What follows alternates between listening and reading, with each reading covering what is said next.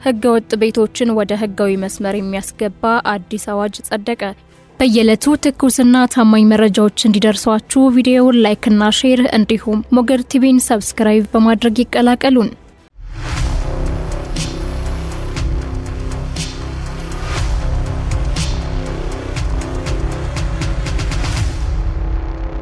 ህገወጥ ቤቶችን ወደ ህጋዊ መስመር የሚያስገባ አዲስ አዋጅ ጸደቀ። የአማራ ክልል መሬት ቢሮ አዲስ የገጠር መሬት አጠቃቀም አዋጅ ይፋ አድርጓል።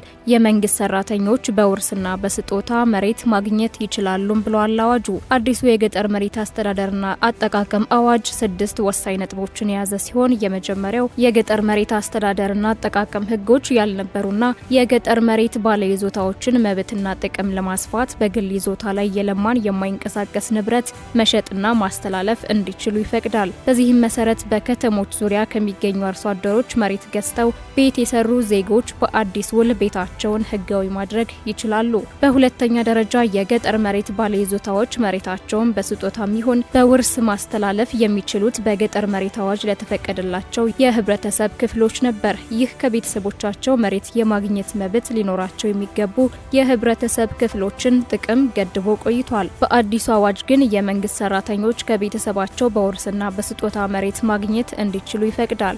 ሶስተኛ በአዲስ አዋጅ የገጠር መሬት ባለይዞታዎች የይዞታ መብትን ለፈለጉት ሰው በስጦታ በውርስ ማስተላለፍ መብትን ለማንኛውም የህብረተሰብ ክፍል ፈቅዷል። በአራተኛ ደረጃ የገጠር መሬት ይዞታን ለብድር ዋስትና ማስያዣነት በመጠቀም የብድር አገልግሎት ማግኘት የሚቻልበትን ድንጋጌ ያካቷል። ይህም የክልሉን አርሶ አደር የብድር አቅርቦት ችግር መፍትሄ የሚሰጥ ነው ተብሏል። አምስተኛ በአዲሱ አዋጅ በአስገዳጅ ሁኔታ የመሬት አስተዳደርና አገልግሎት አሰጣጥ ስርዓቱ ዲጂታላይዝ መሆን እንዳለበት በግልጽ ተመላክቷል። በስድስተኛ ደረጃ የተቀመጠው ዋና ነጥብ ለሴቶች፣ ለህፃናት፣ ከቀያቸው በጊዜያዊነት ለለቀቁ፣ በህግ ጥላ ስር ያሉ፣ ለህሙማን፣ ለአረጋውያንና ለመሳሰሉ ዜጎች ጉዳዩን ልዩ ትኩረት በመስጠት የህግ ከለላና መብት ጥበቃ ይሰጣል።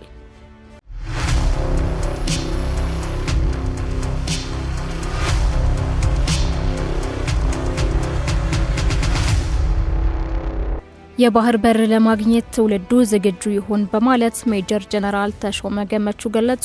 ኢትዮጵያ ከባህር በር ጋር የተፈጠረች ሀገር መሆኗንና ይህንንም የታሪክ እውነት ሁሉም ዜጋ ሊገነዘበው እንደሚገባ በመከላከያ ሚኒስቴር የውጭ ግንኙነትና ወታደራዊ ትብብር ዋና ዳይሬክቶሬት ዳይሬክተር ሜጀር ጀነራል ተሾመ ገመቹ አሳስበዋል። ጀነራሉ በሰጡት መግለጫ ኢትዮጵያ ከባህር በር ጋር ያላት ትስስር ምስክር የማይፈልገው ሀቅ መሆኑን ጠቅሰው ይህንን እውነት በዓለም መድረክ በአሳማኝ ማስረጃ አቅርበው የማሸነፍ ጉዳይ ለሀገሪቱ ቁልፍ መሆኑን ገልጸዋል። አክለውም ሜጀር ጀነራል ተሾመ በንግግራቸው የታሪክ ጠባሳ የሀገሪቱ የህልውና እስትንፋስ የሆነው የባህር በር በታሪካዊ ጠላቶችና በባንዳዎች ሴራ አሳልፎ መሰጠቱን ማወቅ እንደሚገባ ጠቁመዋል። ላለፉት 30 ዓመታት የባህር በር በማጣታችን ሀገሪቱ በኢኮኖሚ መጎዳቷንና ለሰላምና ጸጥታ ስጋት ተጋላጭ መሆኗን ገልጸዋል። የባህር በር ጉዳይ የፖለቲካ መጠቀሚያ ሳይሆን የአርሶ አደሩ የነጋዴውና የወጣቱ የጋራ ብሔራዊ አጀንዳ ጉዳይ መሆኑንም ተናግረዋል። ማንኛውም አካል ሌሎች ጉዳዮችን ከባህር በር አጀንዳ ጋር እየለጠፈ